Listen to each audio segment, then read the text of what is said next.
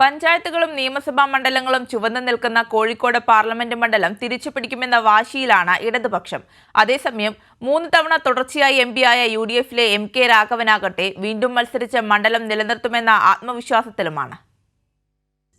Indian രാഷ്ട്രീയ സാഹചര്യം പുതിയ വെല്ലുവിളികളെ നേരിടുന്ന കാലത്ത് തെരഞ്ഞെടുപ്പിനൊരുങ്ങുകയാണ് കോഴിക്കോട് പാർലമെന്റ് മണ്ഡലവും. പഞ്ചായത്തുകളായാലും നിയമസഭകളായാലും കോഴിക്കോടിന്റെ നിറം ചുവപ്പാണ്. ബാലുശ്ശേരി, എലത്തൂർ, കോഴിക്കോട് സൗത്ത്, കോഴിക്കോട് നോർത്ത്, ബേപ്പൂർ, കുന്നമംഗലം, കൊടുവള്ളി മണ്ഡലങ്ങളിൽ കൊടുവള്ളി മാത്രമാണ് UDF ഭൂരിപക്ഷമുള്ള ഏക മണ്ഡലം. 1951 ആദ്യ തെരഞ്ഞെടുപ്പിൽ കോൺഗ്രസ് വിരുദ്ധ സഖ്യത്തിനായിരുന്നു കോഴിക്കോട് വിജയം. ദേശീയ തലത്തിൽ കോൺഗ്രസിന് വെല്ലുവിളിയായിരുന്ന കിസാൻ മസ്ദൂർ പ്രജാ പാർട്ടിക്കായിരുന്നു ജയം.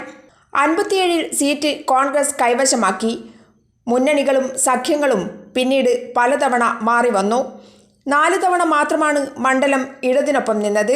എന്നാൽ നിയമസഭാ മണ്ഡലങ്ങളിലെ വോട്ടും മണ്ഡലത്തിലെ MP എന്ന നിലയിൽ വികസന പ്രശ്നങ്ങളും കേന്ദ്രത്തിൽ BJPയോട് ഇടതുപക്ഷം എതിർത്തു നിൽക്കുമെന്ന ജനങ്ങളുടെ ആത്മവിശ്വാസവുമാണ് ഇത്തവണ LDFന് ഗോദയിലിറങ്ങുമ്പോൾ കൈമുതലായുള്ളത്. ജനങ്ങൾ വലിയ അസംതൃപ്തിയിലാണ്. അത് കഴിഞ്ഞ തവണയൊക്കെ UDFന് വോട്ട് ചെയ്തിട്ടുള്ള രേഖപ്പെടുത്തിയിട്ടുള്ള ജനവിഭാഗങ്ങൾ ഉൾപ്പെടെ അവർക്ക് അബദ്ധമാണ് സംഭവിച്ചത്, തെറ്റ് സംഭവിച്ചു എന്ന ധാരണയിലും വിലയിരുത്തലുമാണ് അവരെല്ലാം ഉള്ളത്. ഇത്തവണ നല്ല നിലയിൽ തന്നെ അത്തരം ജനവിഭാഗങ്ങളെല്ലാം കോൺഗ്രസിനും UDFനും എതിരായി പ്രതികരിക്കാൻ അവസരം കാത്തു നിൽക്കുകയാണ്. ഇടതുപക്ഷ ജനാധിപത്യ മുന്നണി കോഴിക്കോട് പാർലമെൻറ്റ് മണ്ഡലത്തിലും നല്ല വ്യക്തമായ ഭൂരിപക്ഷത്തോടെ ജയിച്ചു വരും എന്നുള്ളത് തന്നെയാണ്.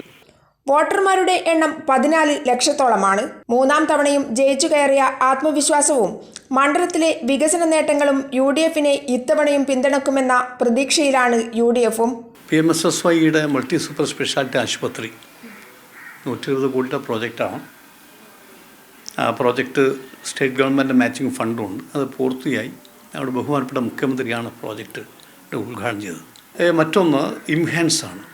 എയിംസിൻ്റെത് കേന്ദ്ര ഗവൺമെൻറ് പ്രഖ്യാപനം മാത്രമേ ഇനി വേണ്ടൂ. സംസ്ഥാന ഗവൺമെൻറ് ആവശ്യമായ ലാൻഡ് എടുത്തു കഴിഞ്ഞു. 3 തവണ MP എന്ന നിലക്ക് കേന്ദ്ര സർക്കാരിൽ നിന്ന് എന്തെല്ലാം കിട്ടാൻ സാധിച്ചു അതെല്ലാം കൃത്യമായി നേടാനും കോഴിക്കോട് കൊണ്ടുവരാനും സ്ഥാപിക്കാനും കഴിഞ്ഞു എന്നുള്ളതാണ് എൻ്റെ വിശ്വാസം. നിലവിൽ വികസന പ്രശ്നങ്ങൾ ഉന്നയിച്ച് വോട്ട് നേടാനുള്ള ശ്രമത്തിലാണ് BJP.